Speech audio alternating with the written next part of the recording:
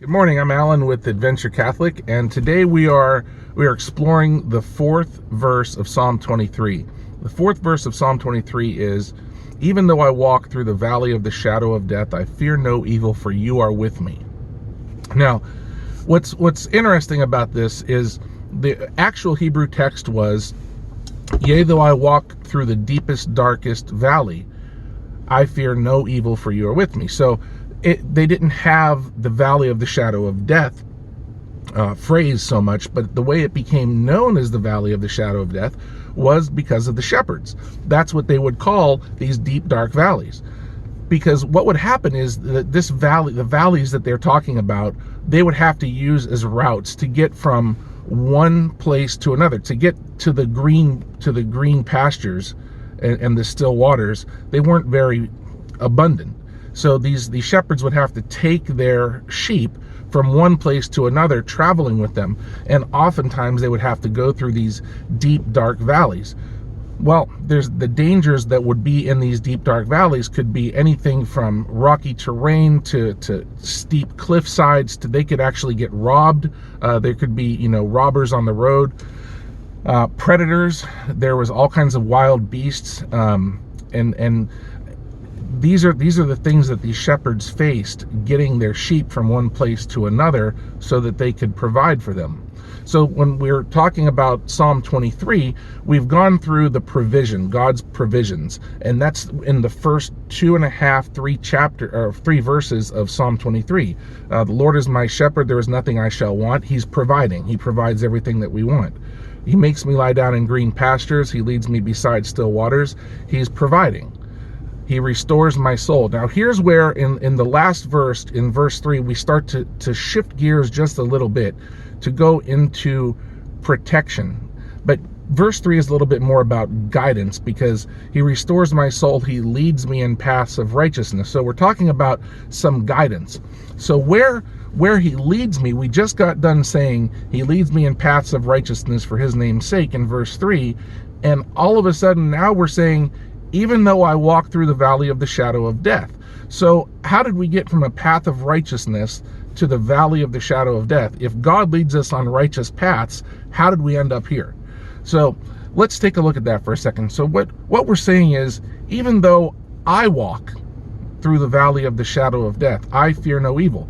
God gives us free will. So these paths that we choose sometimes are not the safest paths for us, but even in those dangerous paths of our lives that we have to take sometimes, that everybody is in right now, in the situations that you're in right now, God is with us. Now, I'm not sure if you've ever been in a complete darkness before, but just this past summer, my sister got married in Pennsylvania, and we drove up to see her. Or we didn't drive up, I'm sorry, we flew up to see her, but we rented a car up there and we explored a little bit. And I guess I'm one of those people who sees a roadside attraction and I get distracted and I want to go see what it is. So we went and saw some of these caves. Now there's these caves in Pennsylvania that were really cool. But when we went into the cave and went on the tour, and when we were in the deepest part of this cave, the tour guide asked everybody to put their phones away, anything that had a light on it, and he said he wanted to show us what complete darkness looked like. And I thought, okay, this is weird, but I mean, that's cool. So he turns the lights off that were inside the cave.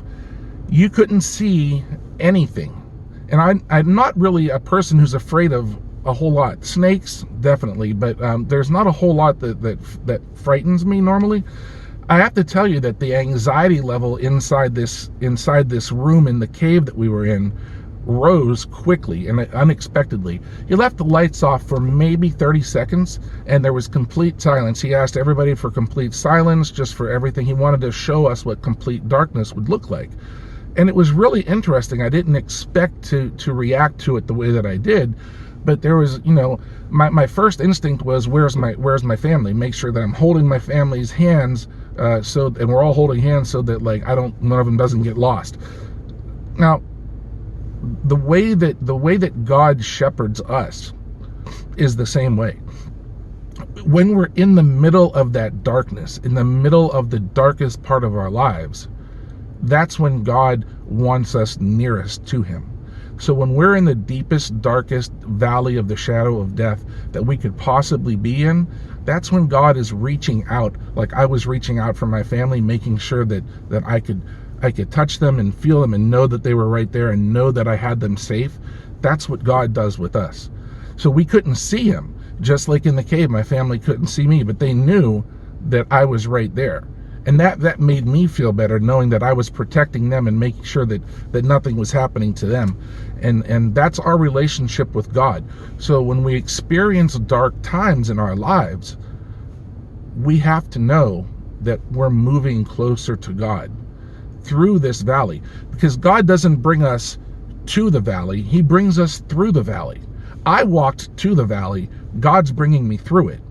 So the next thing that this tour guide did, which was interesting, is he had a lighter, and he just flicked the lighter, and it just that little bit of light cut through the darkness.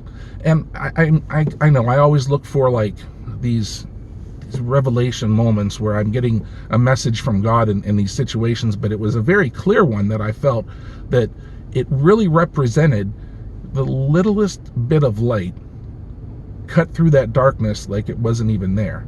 But no matter how much darkness was in that cave, it couldn't drown out one lighter that the tour guide was holding up.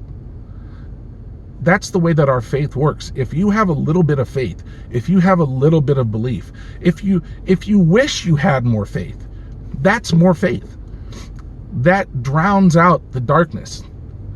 There's no amount of darkness in our lives can drown out that faith that we have. One little spark lit up that entire cave. Just like one little spark of faith can illuminate your life in this time of darkness. God is with us. We have to acknowledge it. We have to move closer to him. And we have to know that no matter what we do, and no matter where we go in our lives, no matter what we face, God is there with us to protect us. Put your faith in God and experience the love that God has for each of us. So my challenge for you today is to go back with me into Psalm 23 and see the shift from provision to protection, because we're in the middle of those protection verses. And the next verse that we go over is going to really show you how God protects us. What we're talking about now is the fact that even though we don't know how, we can't lean on our own understanding.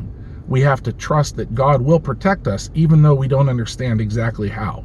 We're going to learn how. The shepherds used to protect sheep. But right now, know that God is there for you. So I hope you all have a blessed day. I hope that you're enjoying this series. I'd like you to share it with a friend, put it on your Facebook page, send it to a friend of yours, send it to a family member.